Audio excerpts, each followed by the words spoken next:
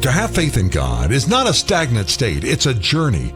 As believers, we should grow in our knowledge of God and His Word. Walk with Alan Cutting and many other believers as we walk the believer's journey.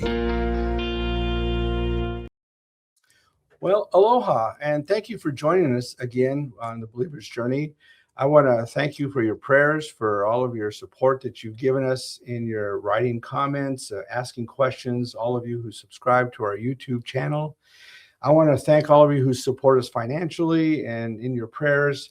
Also want to thank our the people who sponsor us, which is Guerrero's CPA, Guerrero Law, Smart Choice Benefits, and Trade Show Displays.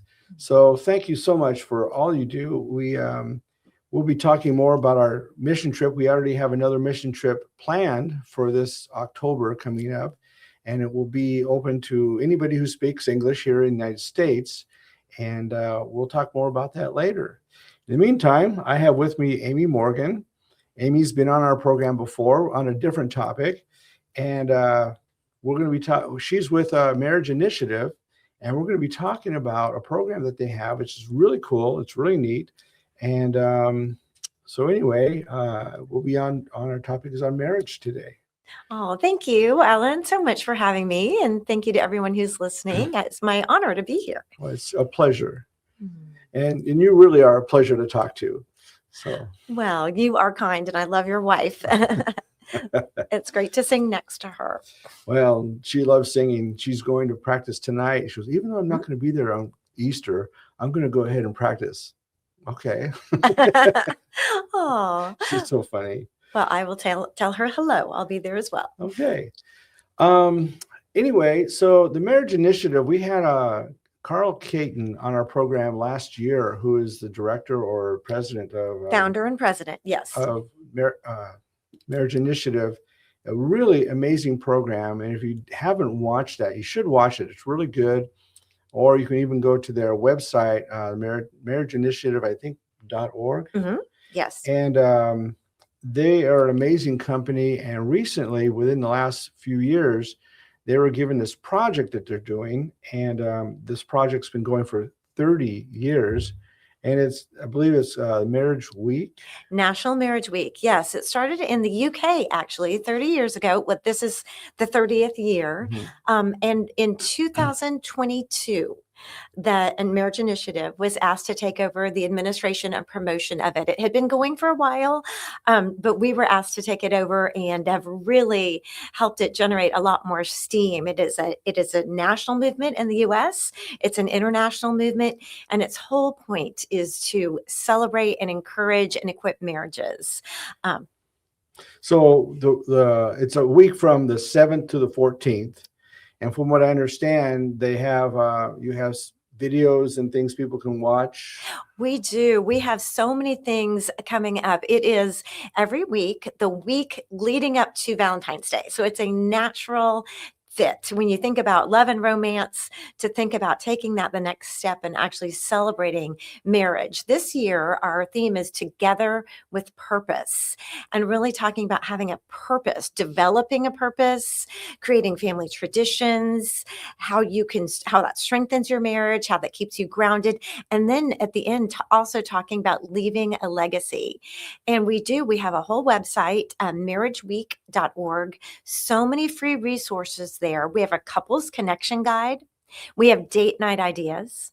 We have a daily challenge for each day during National Marriage Week. It's already up there. You could go find it. You can actually find some broadcasts that we did last year to give you a teaser.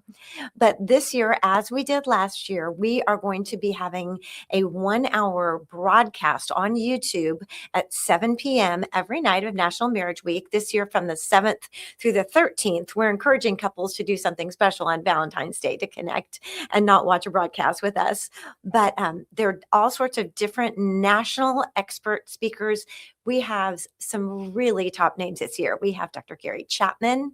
If anyone's ever heard of Love Languages, he's one of our speakers, and I've had the pleasure to interview him several times. Shanti and Jeff Feldhahn, Les and Leslie Parrott, the Gormans, the Smalleys from Focus, who leads the marriage efforts that focus on the family. We have to have Dr. Randy Schroeder, so many national leaders who just have so many wonderful best practices, thoughts to add. And each night we'll have a panel. I get to moderate the panel. I've already done pre-interviews with all 21 of them. So I know all their secrets and their tips and their advice and their best things.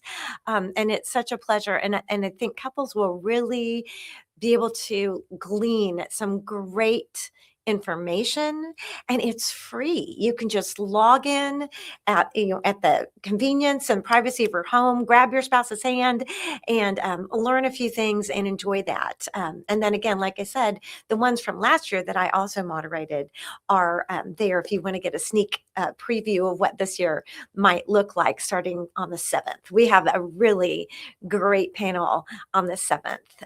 We got some pretty incredible speakers. Yes. I'm pretty familiar with some of those. And it's interesting that one of the things I was reading about the Marriage Initiative is that you do something that I promote. I promote because I don't know if you know this, but Susan and I, and I've done this for a while now, that we give seminars on marriage and couples and romance and sex versus intimacy kind of thing, the differences. And one of the things that I've always taught is that couples who are married need to continue dating every week. Yes. And I noticed in what you gave me, not only you do that, you have a couple other things which I want to ask you about. One is that you connect daily, which is, Susan and I do because we work together. Sometimes it's not always the best to connect hourly. But you also have a thing in there about getting away. The annual escape. Okay. All right. Yeah, there's kind of a threefold little mantra that's like connect daily, date weekly, and have an annual escape. Preferably no kids, just to reconnect, get away, no responsibilities toward family life. So I have a question, because a lot of the people that I do seminars for and that I teach every year in Moldova and in Slovenia don't have a lot of income. Right. And they're also ministers, which they don't have a lot of time. And the problem that I see in a lot of ministerial families is that the husband or the pastor will spend more time away and they won't really connect at home. And then you have problems in the marriage or so forth. So do you have anything to offer in areas like that? Well, when it comes to the connecting daily, I have two thoughts that were shared by two of the experts. Because again, I'm the moderator, and I get to talk to all the great people that write the books and say the things. So they're really their ideas. But one of them is a couple, Jackie Bledsoe, and he and his wife are speakers of family life. So they give these kind of conversations a lot, but they said they had some great advice. Someone told them, go in your bedroom for 15 minutes. Obviously this doesn't work when you have a toddler that needs supervision. They have children at home, but they're a little older, and just take that 15 minutes to really, if that's the time you go over your laundry list of things, whatever, because what they said is they were realizing that as their date nights were kind of falling by the wayside, because they weren't doing them regularly, life gets busy, all of these things. Once they did go on a date, the conversation was kind of awkward and they didn't know where to start. And it was just difficult because they weren't building those daily connections. So maybe that 15 minutes, you do need to talk about, who's taking the dog to the vet and all this stuff. But if you can get some of those conversations rolling, then when you do have time for your date, then you can start off on a better playing field. You already have kind of some emotional intimacy.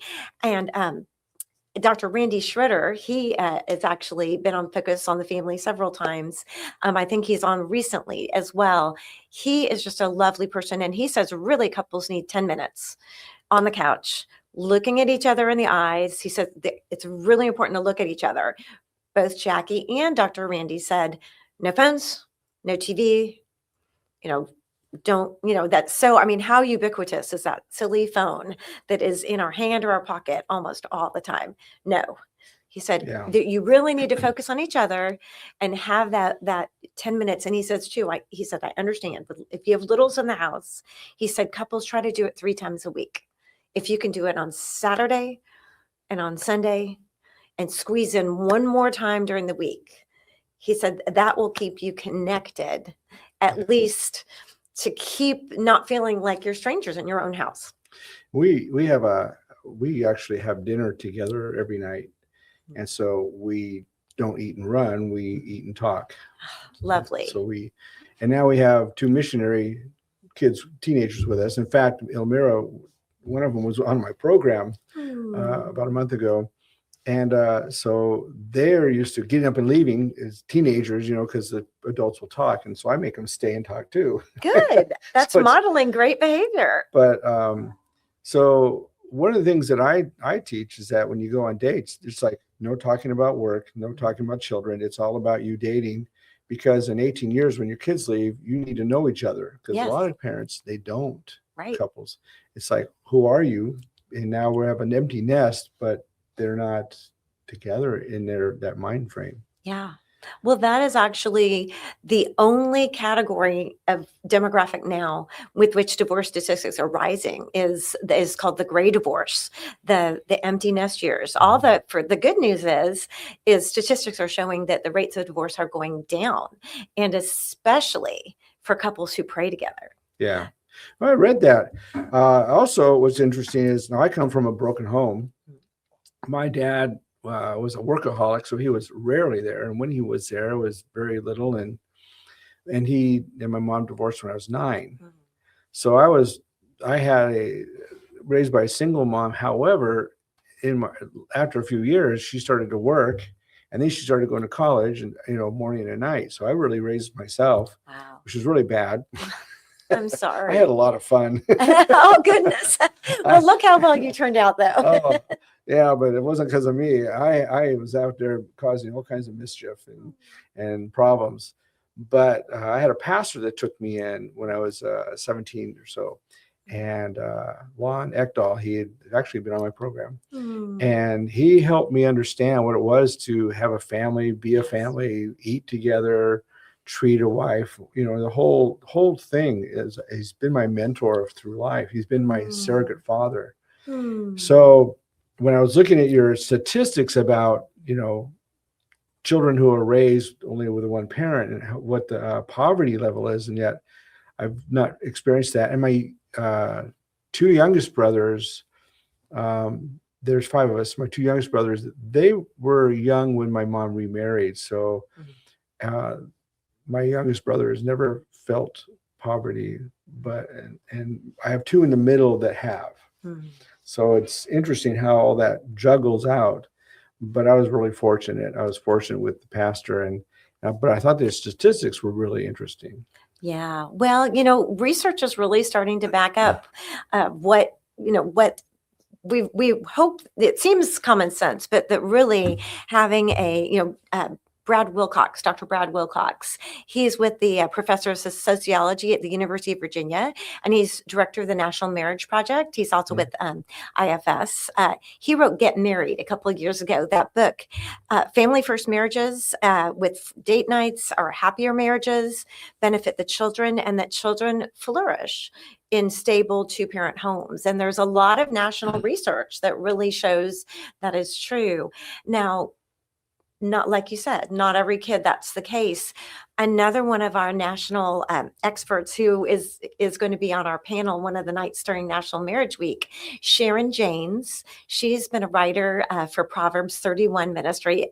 Lovely, lovely lady.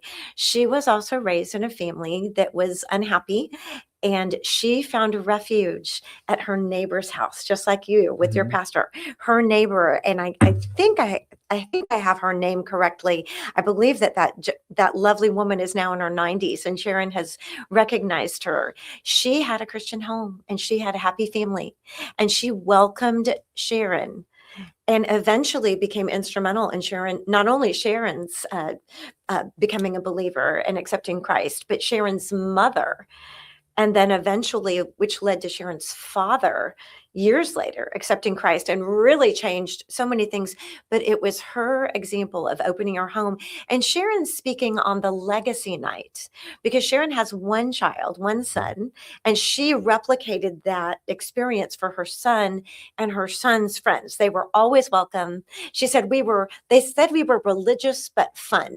They always she said, I always fed them. One night she had a big banquet when the boys turned 18, and she fed them. They had this wonderful dinner. She said, but I went around and I blessed everyone. I said, and she said, okay, it was a little weird. They thought it was a little strange, but they also liked it. And, she still speaks into her son's friends' lives sometimes when they have issues, but she didn't have oodles of grandchildren to pass her legacy on, but she's passing her legacy on to others through the world. Whereas, so many of our marriage leaders do have grandchildren, and they have lovely stories of the special things they do with them to build into them. Yeah, that's really amazing. It's really cool. Mm-hmm. Yeah, because even my best friend, well, I grew up with four other kids, and their mother also divorced about the same as my mom did.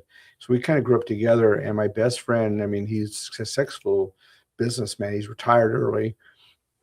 2 houses. I mean, the guy is really, and his brothers now, one of them took over the business, and there's another one's doing well. So we kind of had a mindset of, you just need to go forward and take hold and do it. Mm-hmm.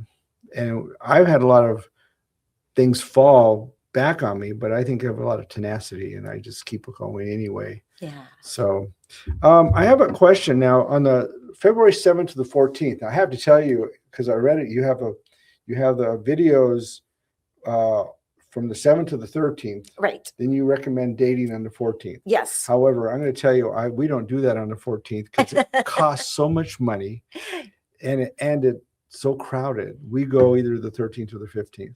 Well, we went the 15th last year because we had a live stream on the 14th. Yeah. And we were right in the middle of the live stream. 2 of the marriage leaders had been married for, I think, at least 50 some odd years. In fact, I think we had a little marriage off to see who is longer. And one of them they were 2 weeks apart in the how many years they had been married. And we all realized, we're like, wait, we're on camera right now, and we really want to be with our spouse. So we took that to heart this year and said, go out and do something else. It doesn't have to be the traditional Valentine's dinner. Going back to Randy Schroeder, he's about your age. He's a lovely, lovely man. He and his wife. How old am I? Maybe just a few years older than me, but he and his wife, he's been a marriage expert for 40 years. And he and his wife, one of their favorite dates, now they do it in the warm weather because they live somewhere not like San Antonio, where this might be something you could do at any time of the year, but they have a banana split for lunch date. Oh, wow. And they just pick a little place where they can get a banana split. Yeah. And instead of eating lunch, they share a banana split. So maybe you could do that on Valentine's Day. Hopefully our weather will be in San Antonio. It might be warm enough to do. I know for a lot of people who I encourage to date, and like I said, in Moldova, they don't have a lot of money. Right. So I always tell them, well, you can do other things. I mean, go on a picnic. Mm-hmm. And that doesn't cost anything. If you have kids, well, then, share taking care of your kids with other couples. But I think it's interesting that people don't think outside that box. Go to the park and just have a sandwich together, or do something that's, throw a ball, or, that's kind of like a date. But a date, don't go to a movie where you don't talk to each other. Right. Even walking around the neighborhood together, that it can be such a great practice, because again, you're side by side. That's a time for conversation. If your children are old enough to be left while you walk around the neighborhood. I remember when my boys were just legally old enough to be left alone briefly, there was I could run out the door of my cul-de-sac, and it connected to a little street right behind the house, and then around into the cul-de-sac. And it was maybe 3/4 of a mile, but I was never actually 3/4 of a mile away. I was Mhm. basically maybe a third of a mile away at any time. And I could run around that maybe 3 or 4 times and get my run in. The boys would be looking out the window and I'd like wave. So you can be creative at finding ways Oh, to yeah. get that time together. And it doesn't have to, we do have some great date night ideas right there at marriageweek.org, just all listed for you, something different. Maybe it's taking a drive together. Okay, this is marriageweek.org. Marriageweek.org for So- National Marriage Week. So Mhm. National Marriage Week, if you go to our website, you can find under the guests, you can click on the area where we have this program, or on our YouTube, you have a link there. It'll be there this afternoon. And even on this program, you'll see a banner scrolling by, and you'll see the website address and so forth, and you get all the information you need. Alan, can I mention one more thing? Mhm. We've been talking about the broadcasts, and they are free, but you do need to sign up for them. So Mhm. for anyone who's interested, you can't just click on it and join it right at 7 o'clock that first night. You need to go to marriageweek.org first and get the invitation for the link. Yeah. Now, I also noticed that this is an international, Mhm. you're in like 28, was it 28 countries? It started in the UK. Okay. So it's all over the world, basically, at this point. It's a pretty big situation, a pretty big deal. Mhm. So my question now, is the Marriage Week that you have, National Marriage Week, is that an international thing also, or U.S.? Well, here at the Marriage Initiative, we just administer and promote the U.S. National Marriage Week. Okay. I think Australia, maybe, they actually celebrate it at a different time of year. So that's kind of interesting. I know 2 worldwide Catholic archdioceses and the Catholic Church has been very active in promoting National Marriage Week. But we just particularly administrate the U.S. part of it. Yeah. Well, the Catholic Church has been very active Mhm. with marriage. They have these weekend trips they've had for Mhm. decades. The Cana, I think they have Retrouvé, which is more their marriage crisis intensive. Yeah. But then is it Beyond Cana? I think it's Beyond Cana. There is one coming up soon here in San Antonio, a Beyond Cana conference. I don't know if it's the Catholic Church or if it was the Methodist, but there's a thing called Road to Emmaus. There's another one out there too. So That is not specifically marriage. The for road couples, though. There's a Road to Emmaus for couples? Yes. Oh, very neat. Yeah. Oh, what a wonderful thing to do together. Yeah. So there's all kinds of little things out there. Yes. Now, here's a question that's off the wall here. You mentioned about family life. Are they a offshoot of the Smalley group, Gary Smalley's group? So Family Life is an organization that was founded by the Rainey's, Dennis Rainey and Barbara, and they were originally in Little Rock close to in the Arkansas area.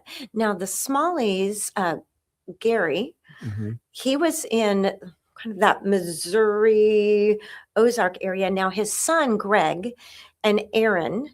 Greg is now I don't have his title right in front of me, but he is with Focus on the Family. He heads up their marriage division at Focus on the Family. So Greg and Aaron are probably in their early 50s, and Gary now is passed, Right? but Greg now has incorporated what was the Smalley Institute, has come under the Gary's done offices. that. And Greg has done Great. is now under with Focus on the Family. So his father's original ministry has been incorporated into what's going on at Focus on the Family. Okay. And Aaron and Greg are also some of our panelists on one of our nights for National Marriage Week. Okay, because I know that they went different ways, or different companies, but different. Yes, ways. they are. So Focus on the Family and Family Life are different, but Okay. they both have radio programs and podcasts, but they do have a very similar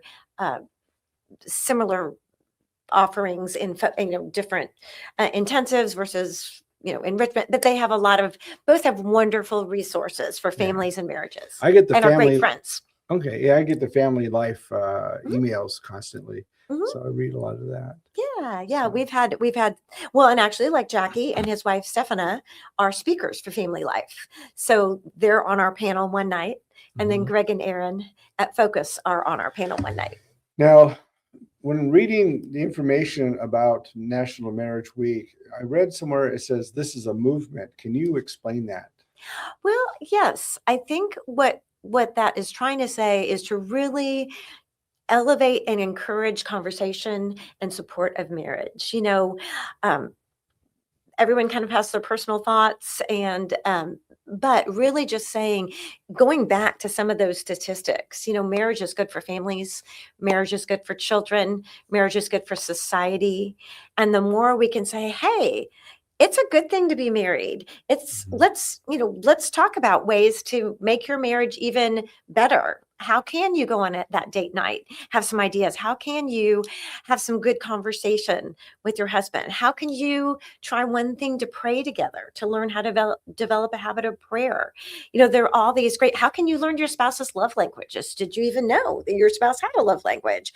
How can you learn to think the best of your spouse? Like Jeff and Shanti always say, what's the kindest explanation? I mean, I know when my husband and I get crosswise, I try to think about that intentionally. I try to think, okay, I know he loves me. I know he wants the best for me. What is the best way I can interpret, what I think he said or did, and then give him the benefit of coming from a positive place, and then to have a discussion instead of just rehearsing negative thoughts in my mind. Yeah. So how can we elevate that? How can we encourage people to do things like that?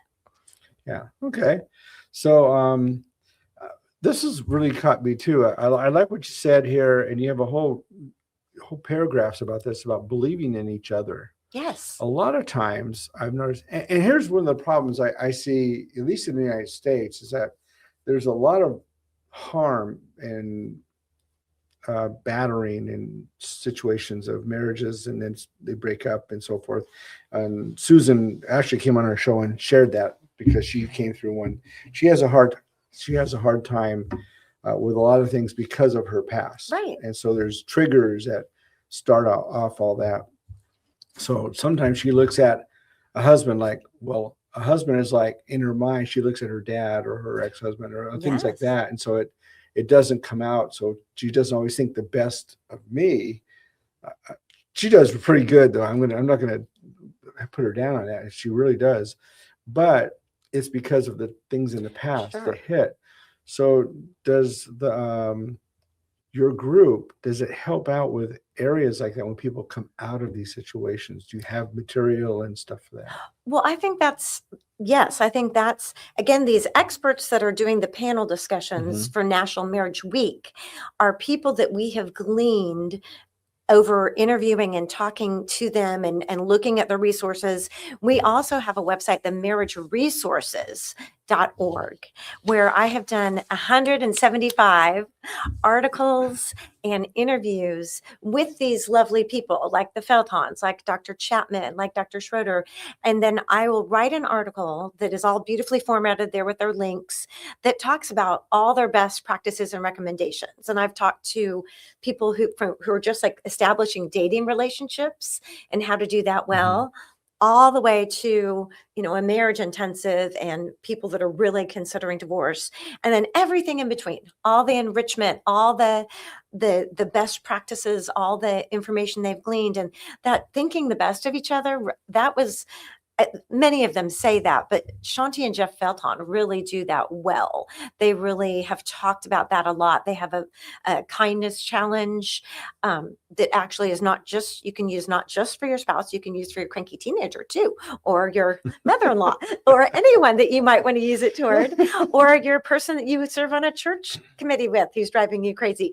That kindness challenge can be used, and it can be one-sided. It's a way to change your mindset, your thinking, your attitude, and believing the best about somebody. And that, I think that's one of the things they really rest on, is try to believe your spouse's best intentions. I know I talked to another marriage leader, and they had a great phrase. They said, I know you didn't intend for this, your statement, your action, whatever, to impact me the way it did. Because see, then you're using very neutral language. You're couching it from a place of, I know you have good intentions toward me. Your heart is good. We're on the same team. We're for each other. The enemy is not you. I know you didn't intend for your words to impact me this way. And again, then you're not saying you always, you did, you. You're saying this is how it affected me. It Right. impacted. And what a great phrase to then change your conversation, your tone, so you can have constructive discussion instead of devolving into that downward spiral. Yeah. And I think that a lot of times when you're in these abusive situations or controlling situations, you get from one side and you almost have to, by adjusting yourself to fit that, you become part of that with it, you know. Well, and again, everything that we recommend at the Marriage Resources Center and through National Marriage Week, we are not trying. I mean, there are situations where people are unsafe or have truly an abusive. We are not trying to say, leave yourself in harm. We always, we are always for safety and care. So don't, please, I think I'm glad you brought that up, because I think that's really important that anyone who's watching or listening knows that we are definitely not for anyone staying in a harmful, abusive situation. Yeah. And I agree with that. There's interesting also, you had a statement, which I wanted to say something about. It said, marriage affects everything. And for those of us who, not a lot of people read books anymore, it seems like. For those of us who have read, like there's this book, I know it's a big one, The Rise and Fall of the Roman Empire. And it gives you 5 areas why the Roman Empire fell. And one of those areas is the breakup of the home. Yeah. So you have, rise of taxes, the whole different thing, but the turning away from God, but the breakup of the home was one of the major reasons. And it's scary when you look at your own country and you see there's so much breakup or so much hostility in marriage and in the homes themselves. And it's great to see organizations that are really, building this. That's why I like Radu and Luda. You need to meet them when they come. I'd love to. This is what they do. They teach about marriage and who's the center of your relationship, which is Jesus. And they're really doing an amazing job. And they went into the school system and talked to students, which brings in the teachers, which brings in the parents. And then they get into the parents' lives about marriage and family life. And they do so well with that, and all about Jesus is the center of it all. Right. And it's really pretty interesting. And he started feeling this because of the divorce rate in their country is so high, because the children are being raised by either one parent, because they're so poor there. One parent goes away to work for 11 months out of the year, or by their grandparents or uncles, or even an orphanage. So when they become older, they have no idea about marriage, what a family can look like. And that kind of goes back to your experience with your pastor friend and what Sharon was saying about how, her neighbor opened her home to her. And that's something that we can all do too, is first of all, take kind of a look at our own marriages and say, would our children want to be married? Seeing what's going on in our 4 walls. That was one of the marriage leaders mentioned that. They were like, would our children be happy to be married? And making sure that we are being that example in our home. But then thinking about how we can look outside. Our theme this year is together with purpose. And purpose, having a purpose together, is a real marriage strengthener.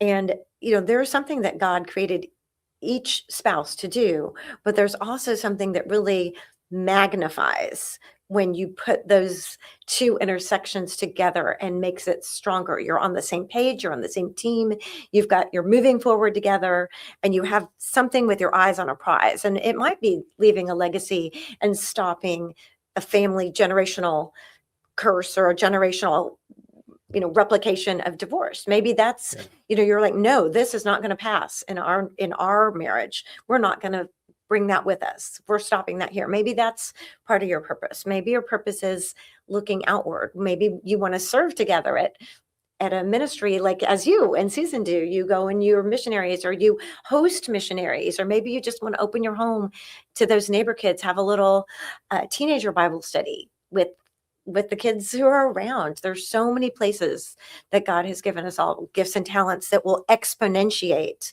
when you are doing them together. Yeah. That's right. So I know that I went on to Marriage Initiative website, and there's all those on the About Us. I think it's page. I think that's the page, and you have all kinds of logos of all the different groups, the resource. So you can go to that page, that website, and you can find all the different resources they have, and all the different websites they have, and groups they have, and learn from them. You can contact them. Let me ask you this too. Do you have people who are speakers who go to different groups, churches, or whatever to do speaking, teaching seminars? We are not the speakers. We are the ones who elevate the speakers who we've interviewed and who we've vetted. So then again, like at themarriageinitiative.org, you can click to the Marriage Resource Center.org, or you can just go straight to marriageresource.org. There again are 175 pages of people who we've interviewed, vetted, who are the speakers, who come, sometimes they do come. Sometimes we do help support a church who brings in, we've brought in Dr. Chapman before, or we brought in Shanti and Jeff several years ago, and different churches then hosted the speaker, but they are the speakers. And the great thing about the Marriage Resource Center is you can read my article. You can link right to their books or their courses or their anything that they have as a resource. And then I do a YouTube interview that's 30 minutes too. So you can really get a sense of how that speaker comes across. So you could really get a feel for, because we'll talk again about their resources and their journey, who they are, but you really get a sense, am I looking for a love languages thing? Am I looking for something that's like Sharon Jane's, praying for my husband from head to toe?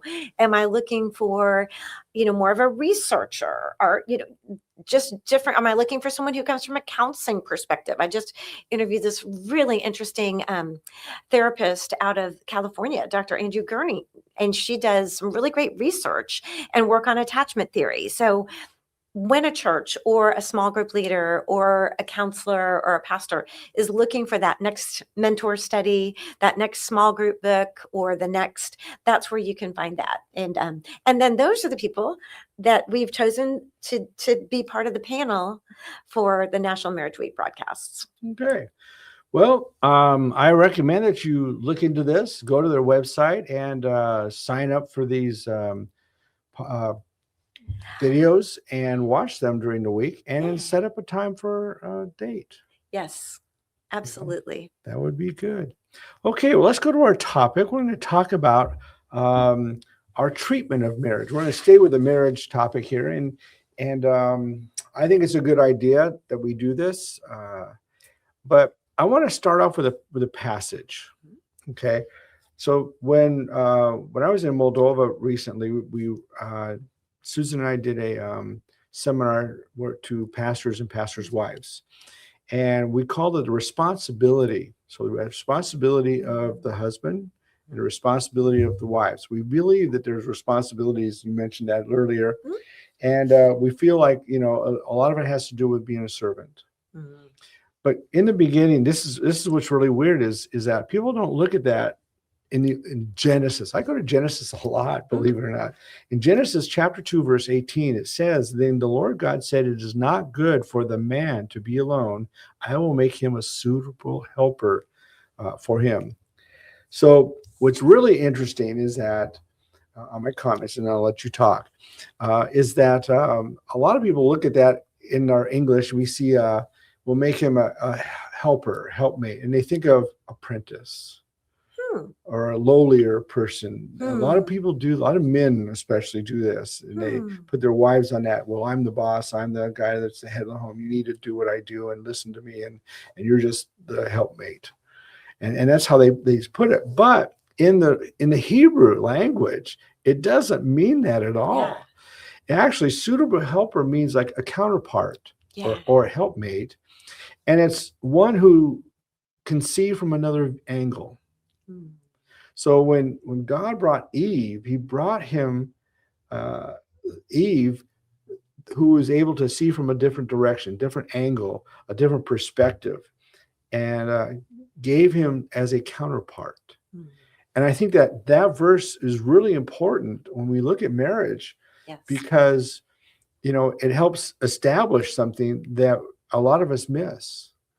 And unfortunately, in this man's world, I'm hard on men on marriage. I really am, because I think we've been taught a bill of goods is terrible and treat women awful. Mm. So I really am push this. So really, what a wife is in what I teach here is an advocate and a teammate Yeah. for her husband. It actually means like she's a supporter. Hmm. So what do you think? Oh, I like that. I love the word teammate. That's something I've heard many of our marriage leaders talk about being a team and how you work best together as a team. And helpmate too. I've heard a definition for it, like using the actual, would it be Hebrew? Because it was the Old Yes. Testament, about being like an essential helper, the person who provides just the help you need at the right time. And I think we've all had an opportunity when we either needed help from when we needed help from our spouse. I mean, I think about, so here's a funny story that I think I have permission to use, but my husband enjoys driving, and we've been married almost 31 years, and I can count on the times when I've driven the car when he's been in it, probably still on my two hands. And you know what? I don't mind that at all. He really enjoys driving. I don't really love drive. I mean, I drive all the time, but I don't care. I would rather him drive. He wants to drive, but he had a medical problem, 20 years back or whatever, once or twice, and then I was the essential helpmate because I did have to drive him to the hospital. He could not have safely done that, and so that's a good illustration how, under him being, the leader, he prefers to drive, and I'm happy for him to drive. But when he needed me to drive, I could step up and do it. Well, that's funny because I like to drive, and Susan would rather me drive. Yeah. But there have been times when I say, I don't feel good. I need you to drive, and she's like, okay, right, just Same right in thing. there, yeah. Yeah. And it's really kind of interesting. So, it's interesting that we get a lot of stuff from Paul or from Peter about marriage, and the problem I see, okay, is that we look at things in the scripture, and like the one in Genesis, a helpmate or suitable helper, helpmate, and we take that verbiage and we put our modern day spin on it or definition to it, and we don't go back and realize what it really meant in an underlying in the Hebrew itself. Because in Hebrew language, a lot of things, and this is true with some of the Greek, but a lot of Hebrew, when they said something, it has a whole spin and take on it that may not even mean what we are saying in the verbiage we use. I like what Peter said. Peter in First Peter chapter 3, he talks about how men need to be this way and so forth, and women. But he says something after that in verse 8 and 9. I want to read this to you. He says, finally, all of you. He's just talked about husbands having to be understanding with their wives, okay, love their wives, and so forth. But he says this, he says, all of you. He's talking to all husbands and wives now. He's winding this up. Be like-minded, sympathetic, love one another, be compassionate and humble. Okay. Do not repay evil for evil, insult with insult, which we tend to do in marriages. Okay. On the contrary, repay evil with blessing. Okay. Because to this you were called so that you may inherit a blessing. I really like what Peter says here. So my comment to that, okay, so what does that mean? For the husband, that means to love, uplift, protect, build security for his wife. For the wife, I believe it means to honor, to support, protect, to build self-confidence, and build significance for the husband. Mm. So we have our responsibilities built into the scripture. Right. And it's nothing that's bad or harmful to us. It's actually edifying. It is. What do you think? I agree with you 100%. It sets you free when you follow, God's commands. I think they're commands. I mean, they're not to be restrictive and it's kind of that whole Eve thing, where wanting to kick against the fence, right? Like saying, oh, you want to make your own decisions. You want to be like God. Well, God puts guidelines in there for us, for our best. And when we do consider how we can serve the other one, how we can, again, going back to thinking the best about the other and and then bringing your best self to the other. My husband gets up earlier than I do. He's just an early morning riser. We did this little sleep quiz thing, and I'm a bear. I am not, and I am a bear when I wake up in the morning if I haven't had enough sleep. So he gets up early. He makes a coffee every morning, and he often leaves for the office before I'm awake. Every morning, he puts a cup of coffee on my side of the bed right by me, and he kisses my shoulder or my foot, whatever part he can find that's, out of the cover, that's not covered by a dog.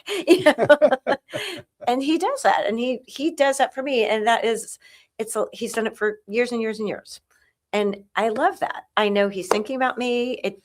He's pouring his own cup of coffee. It really doesn't take him a few more seconds, but it means a lot to me. It really does.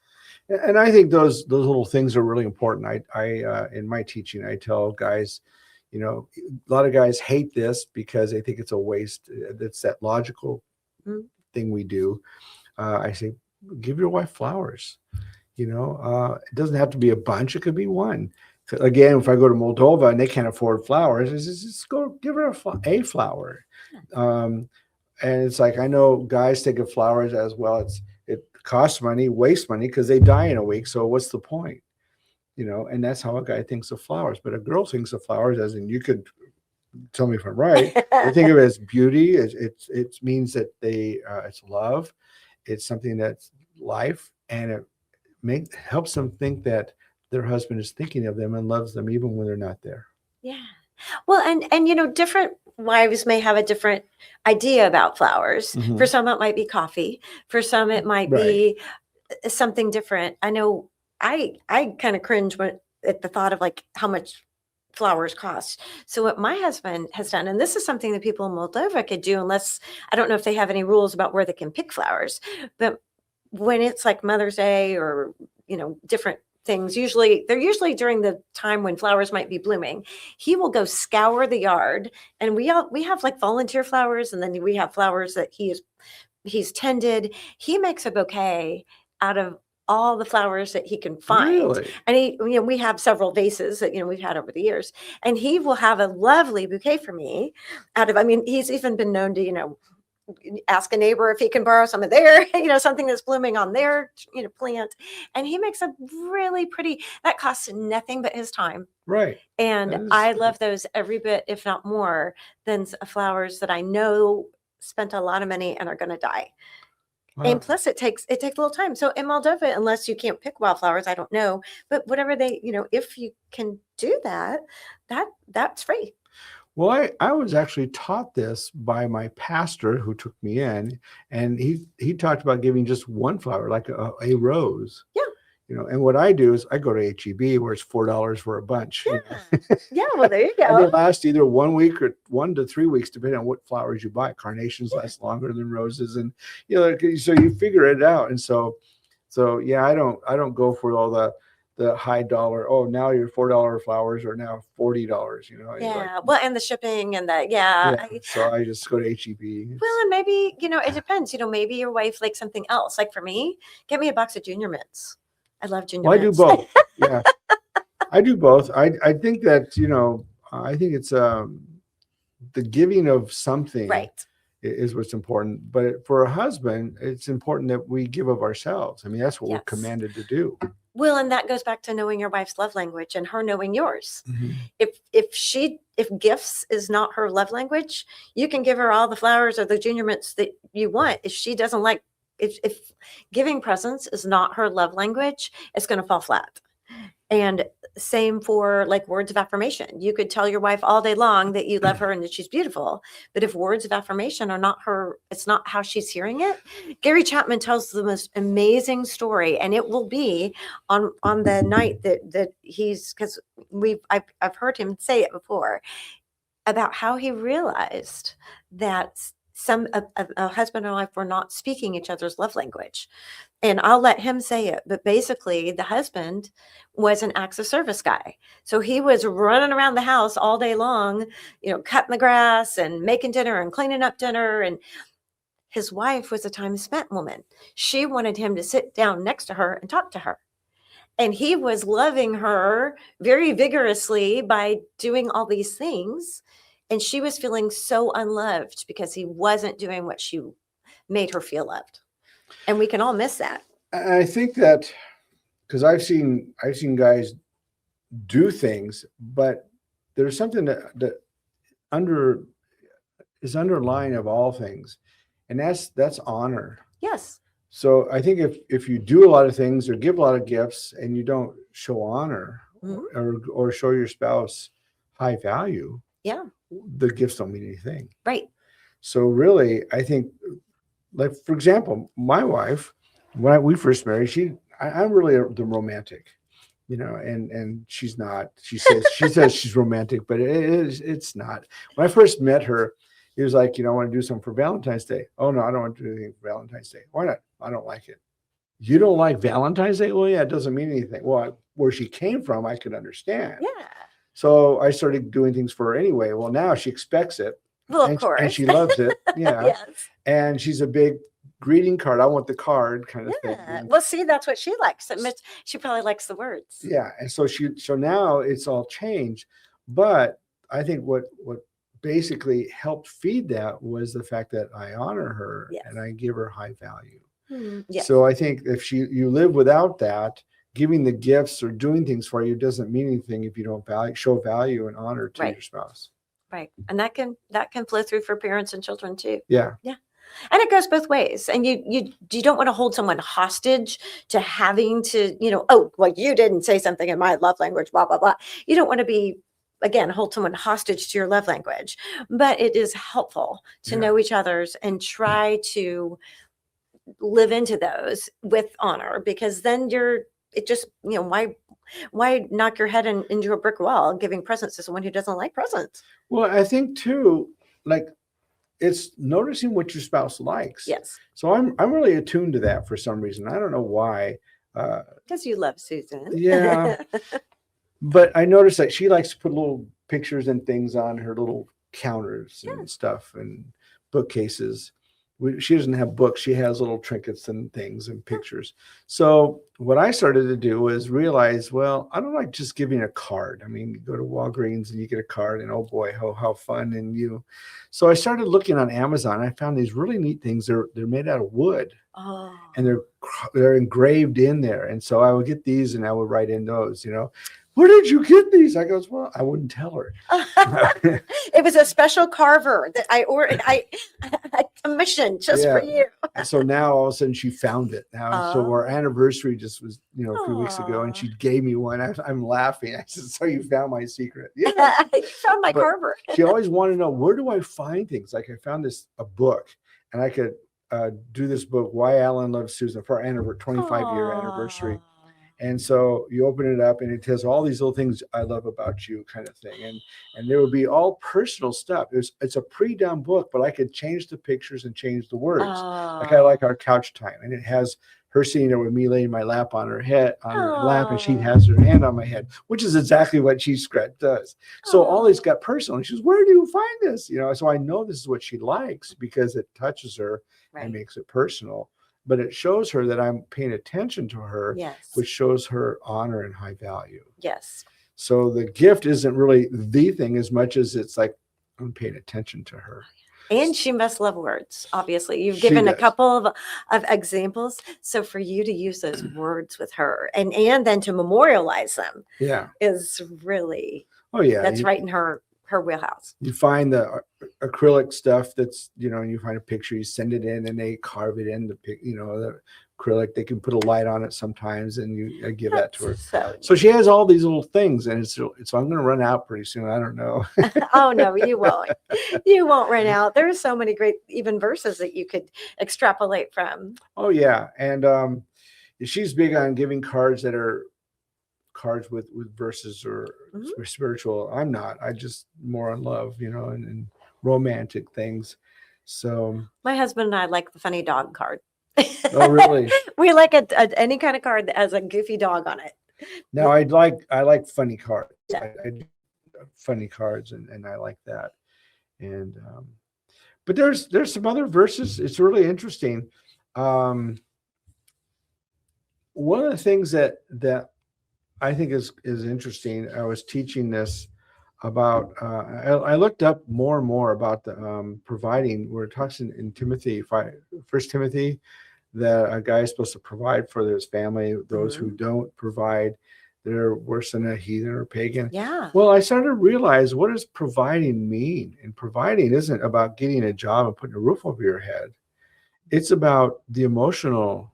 It's about the spiritual. It's about all the health reasons that you do to support your family. And the number one person that you need to do that with is your wife, And I understood that as I saw that. Oh, what a great teaching moment that I use now in my seminars. Yeah. That you need that's part of what you need to do, because if you don't, what's going to happen to your marriage? Yeah. And we have a lot of issues, especially with pastors and their wives, of not taking care of them spiritually, not taking care of them emotionally, and so forth. And so that's a huge thing. So that scripture took a whole different meaning for me in the marriage, not just overall, and not just because I go to work, and bring home the paycheck. It's because I'm there for all the other reasons too. Yeah. Kind of interesting. Well, we have another one of our panel guests, Rob Reno, and his wife, Amy. He is a pastor, and they have a marriage ministry and written books and all that. And he really talks about early in their marriage, he was youth pastor, and he said, I realized, and of course he says this publicly, so I'm not saying anything out of turn, but he said, I realized I was spending so much time evangelizing other people's children that I was not spending time evangelizing my own, spiritually tending to my own family. And he said there may be 13 years in their marriage or whatever. He said this was we were really hitting a rough patch because I was not shepherding my family and shepherding my marriage. And so he, screech halt, slam on the brakes, repented, changed, reprioritized everything he was doing. He now is, his ministry is, he and his wife Amy are side by side. They take the kids along often. I think they have 5, and they've got grandchildren, then some still at home. They take the children along, if they're working the book table or they're doing the ministry. He's so involved, and he talks about how he purposefully connects with Amy, whether it's a coffee date or a getaway. He said, she really likes if they can have an overnight and have a little more time. Whereas he's like, as long as I'm still I can do it shorter. And that he really talks about, and then he also talks about the importance of praying together. And he really highlights that. And most of our speakers talk about how important it is to pray together. And that's part of a husband kind of taking the lead on that and saying, and I know it feels awkward. So many people say it feels really awkward, but they have some really good ideas how to get started. Yeah. And I think it's important to let your spouse know, I let Susan know all the time, I'm praying for you. Yeah. To let them know, because one time she says, you do? Is all the time. Yeah. Through the day. And so to let them know you think of them when they're not around, I think that's a big thing. Oh, yeah. So I have one more thing to say, unless you have something to say. No. Okay.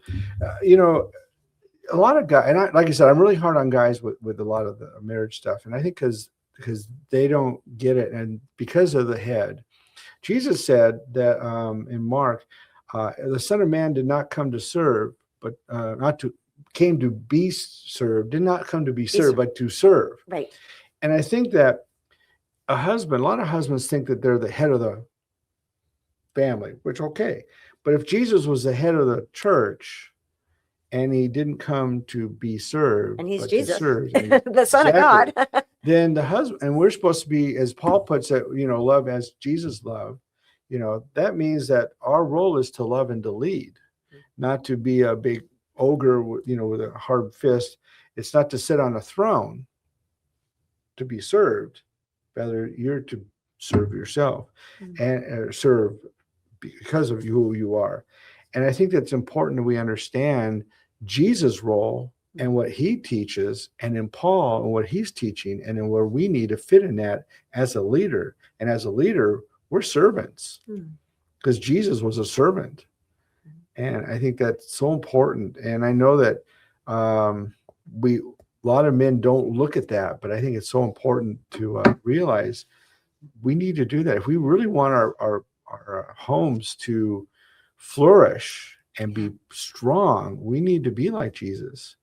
And we need to be that servant and honor and show high value. And in those areas, as that is happening, all the things that happen outside isn't going to tear you down. Right. Because you're built from within and you've got that power within. And I think that's what's really so important. Yeah. Well, we've run out of time. We did, but it was great. Thank you so much for having me. I really appreciate being here. So enjoy talking to you. Oh, me too. So, anyway, thank you for joining us today. And everyone, you all have a wonderful day. You have a wonderful week. We'll see you soon. Aloha.